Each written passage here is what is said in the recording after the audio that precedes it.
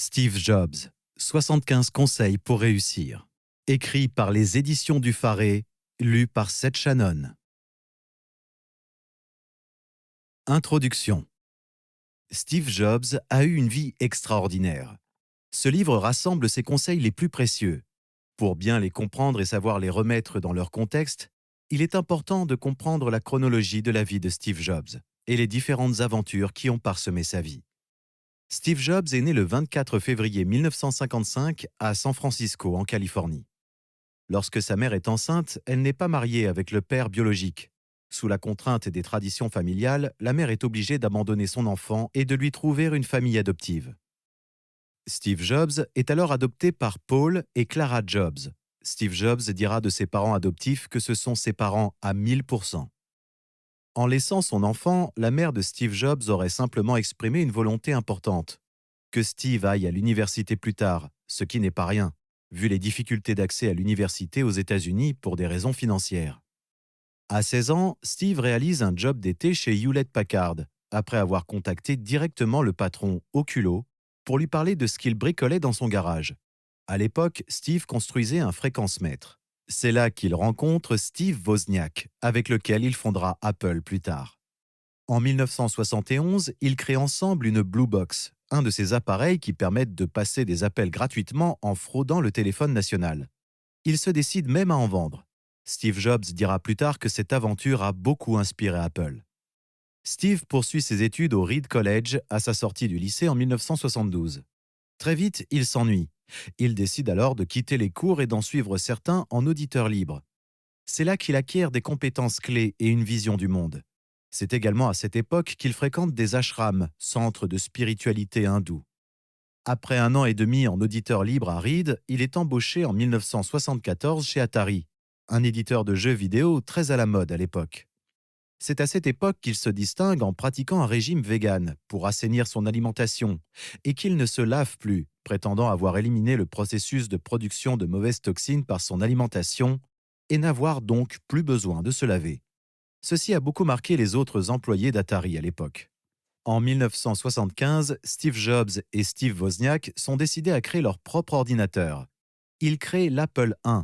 Steve Jobs a l'idée d'appeler son entreprise Apple car il la dépose au moment où il est dans un cycle de forte nutrition à base de pommes dans son alimentation. Beaucoup d'analystes ont également estimé que le nom Apple faisait référence à la Bible. Dans les années qui suivent, les deux Steve développent et améliorent leurs produits, le tout à la vitesse de la Silicon Valley jusqu'à l'introduction en bourse en 1980. Le premier ordinateur personnel est réellement inventé par Apple en 1978, 3 ans avant celui d'IBM.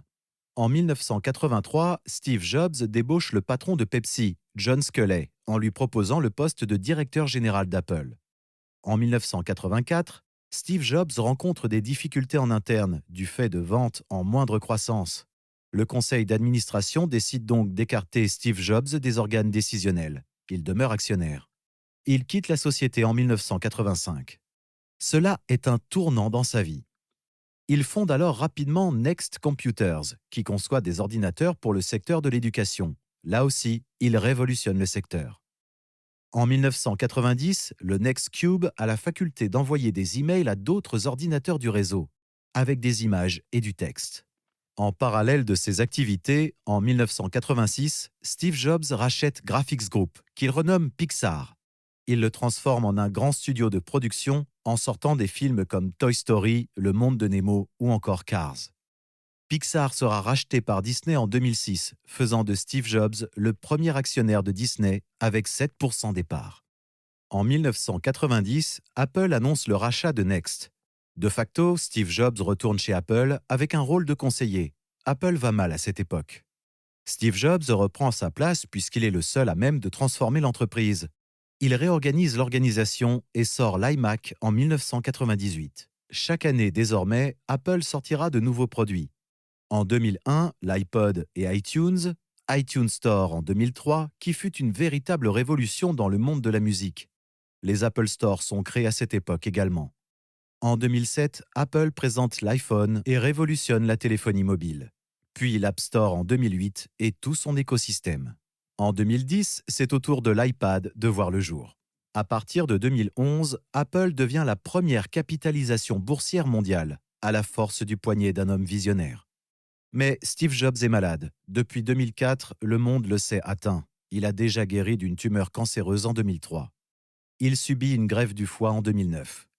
Le 5 octobre 2011, Steve Jobs décède après avoir laissé les rênes d'Apple à Tim Cook au mois d'août de la même année. Il est certain que Steve Jobs était quelqu'un d'extraordinaire. Sa vision, sa persévérance et sa foi absolue dans les produits d'Apple ont contribué de faire d'Apple une icône de la technologie et la marque la plus chère au monde, à partir de quelques bricolages informatiques dans les années 1980. Steve Jobs a été là à tous les moments de l'entreprise, dans les succès comme dans les échecs. Steve Jobs et ses équipes ont transformé nos usages et nos outils. Il est considéré par tous comme un des plus grands innovateurs de tous les temps. Et en même temps, sa personnalité, parfois colérique ou ultra exigeante, son goût pour les choses de l'esprit et notamment la philosophie hindoue, ne laissait personne indifférent. C'est cela qui rend Steve Jobs attachant et passionnant. Il ne s'agit pas de vouloir avoir le même destin que Steve Jobs, mais de tirer le meilleur. Nous espérons que vous avez apprécié cet aperçu. Pour continuer à écouter ce livre audio sur Google Play Livres, utilisez le lien dans la description de la vidéo.